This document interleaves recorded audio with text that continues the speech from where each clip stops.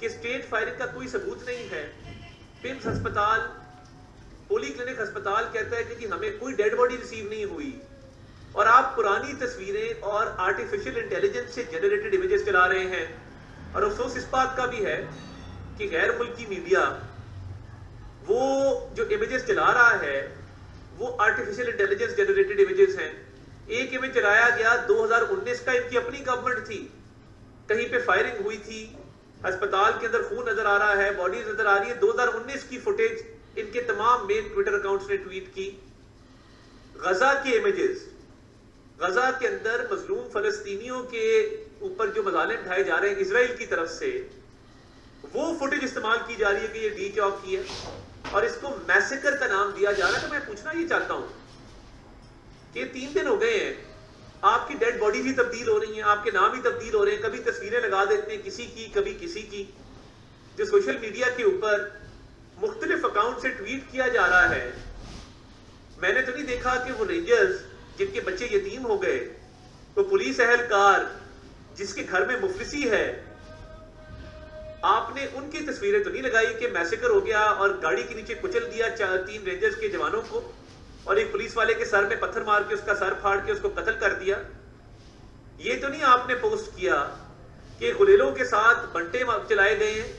آپ نے یہ تو پوسٹ نہیں کیا کہ آپ کے لوگ AK-47 کے ساتھ فائرنگ کرتے رہے ہیں، وہ گن سامنے ہیں، ایویڈنس سامنے ہے. آپ نے یہ تو کہیں پوسٹ نہیں کیا کہ پولیس کے اوپر آپ نے ٹیئر گیس کے شیل فائر کیے ہیں، سرکاری بلاک کو نقصان پہنچایا، غریب لوگوں کی موٹر سائیکلوں کو آگ لگائی ہے.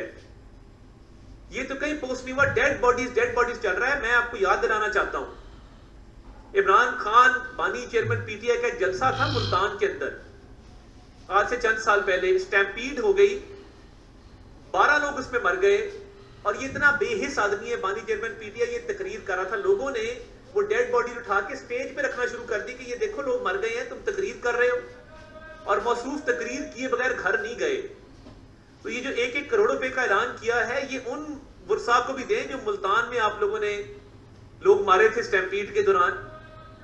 اور یہ جو جھوٹا بیانیہ ڈیڈ باڈیز کا چل رہا ہے، نہ آپ نام بتا سکے، نہ قواعد بتا سکے، نہ آپ کو ویڈیو ایویڈنس لا سکے. کیا آپ کو کیوں ضرورت پڑی فیک تصویریں یوز کرنے کی، فیک امیجز یوز کرنے کی، غزہ فلسطین کی تصویریں یوز کرنے کی، 2019 کے واقعات کو جو ہے وہ کوٹ کرنے کی؟ اور ایک تصویر شائع کی گئی جس میں بلو ایریا والی سڑک پہ پوری کو خون میں لت پت دکھایا ہے. میں نے اس پوری سڑک پہ واک کی جب یہ بھاگے ہیں وہاں سے، اور وہ واک کرنے کے بعد میں نے 1 انچ سڑک کا دکھایا ہے کہ یہ چپلیں چھوڑ کے، کپڑے چھوڑ کے، جوتیاں چھوڑ کے، گاڑیاں چھوڑ کے وہاں سے بھاگے ہیں.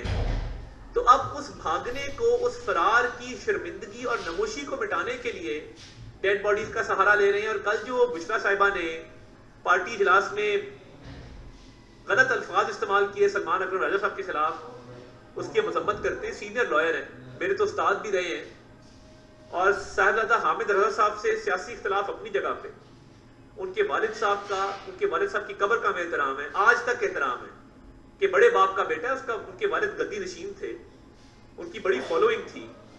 ان دونوں کے بارے میں جو الفاظ استعمال کیے گئے، اور یہ جو اندرونی خلفشار ہے، اور یہ خاتون چاہتی تھی کہ یہاں پہ خون خرابہ ہو، اب نہیں ہوا، تو اب فرار کو، وہاں سے بھاگنے کو جسٹیفائی کرنے کے لیے یہ کہا جا رہا ہے جی لوگ مر گئے، جی ڈیڈ باڈیز ہیں، جی یہ لوگ ہیں، جی کبھی وہ 100 ہو جاتے ہیں، کبھی 116 ہو جاتے ہیں، کبھی 12 ہو جاتے ہیں، کبھی 15 ہو جاتے ہیں، کبھی یہ اچھی ڈیڈ باڈیز ہیں جو 100 سے ہو کے 10 ہو جاتی ہیں، 10 سے 5 ہو جاتی ہیں.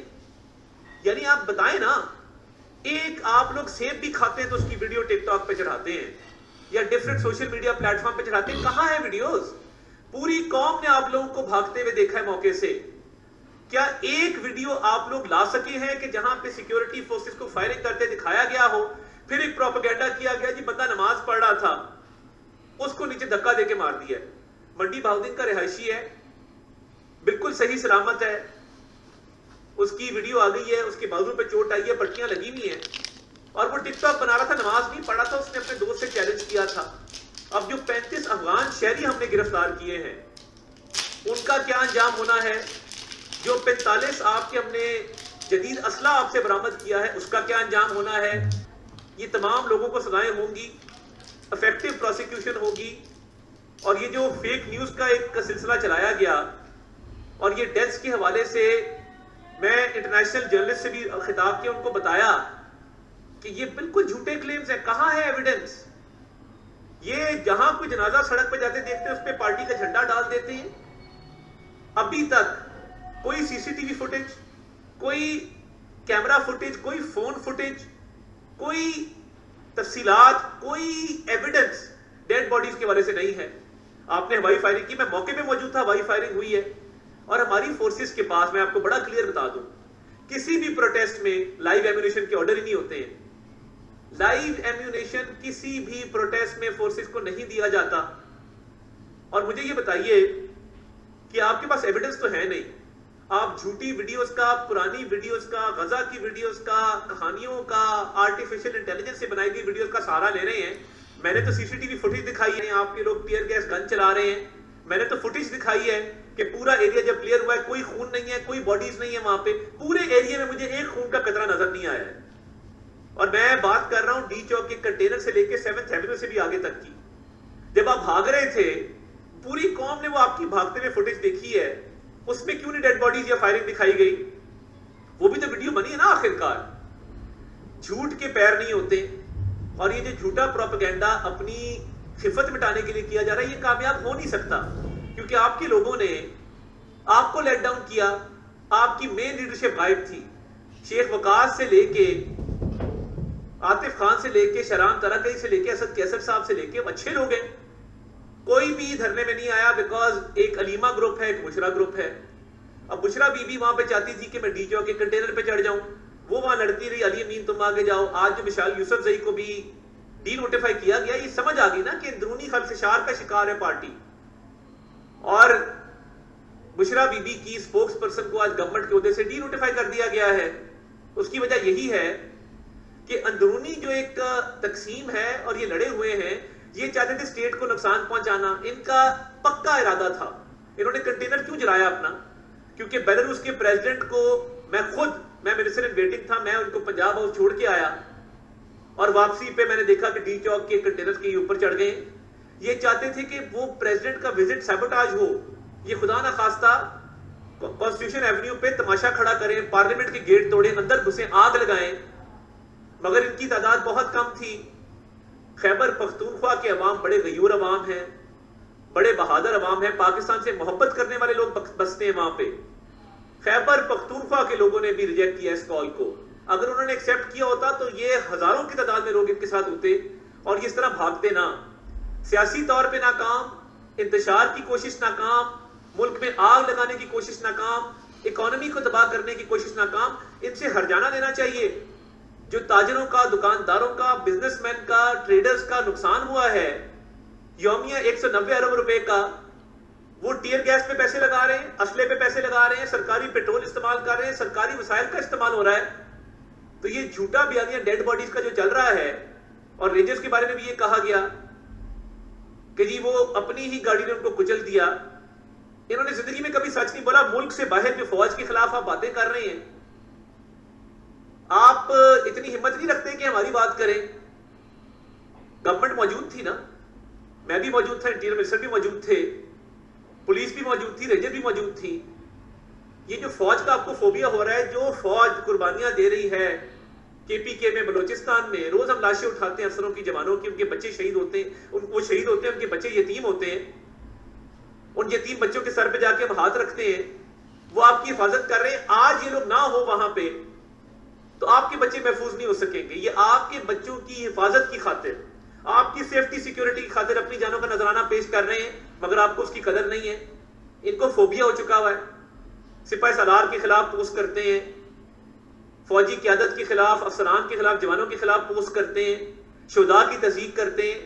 یہ مٹھی بھر لوگ ہیں جو نہ کے پی کے کی عوام کی نمائندگی کرتے ہیں، نہ پاکستان کے عوام کی نمائندگی کرتے ہیں. اور یہ جو جھوٹی پوسٹیں لگائے جا رہے ہیں، میں سب پہ فیک کی سٹیمپ لگوا رہا ہوں. ہم اس کو ویریفائی کر رہے ہیں. ہم نے ایک سیل بنایا ہے جو ای ویریفیکیشن کرے گا، فوٹیجز کی اصلیت بتائے گا، اصل فیکٹس اینڈ فگرز بتائے گا. اور یہ جو جھوٹی پوسٹیں ان کی قیادت کروا رہی ہے، اس کے پیچھے صرف ایک مقصد ہے खिफत मिटाई जाए, शर्मिंदगी मिटाई जाए, और जो मौके से भागे थे बड़े बड़े दावे करके कि हम टेक ओवर करने आ रहे हैं, इनके साथ लोग नहीं निकले, लोगों ने इनकी कॉल को रिजेक्ट किया, और इनको तो घर से निकलना नहीं चाहिए। बुशरा बीबी ने जो बड़े बड़े दावे किए थे, और जिस तरह ये लोगों ने रिजेक्ट किया बुशरा बीबी को, मुझे तो लगता है कि केपी हाउस इनको निकाल देंगे वहां से, सीएम हाउस से। और ये जो गालियां दे रही हैं अपने लीडरान को, तो मैं ये समझता हूं कि इकोनॉमी तरक्की कर रही है, और ये झूठ से और ये डेड बॉडीज के झूठे फिगर से और झूठे वाद के बयानिए से इकोनॉमी डीरेल नहीं होगी।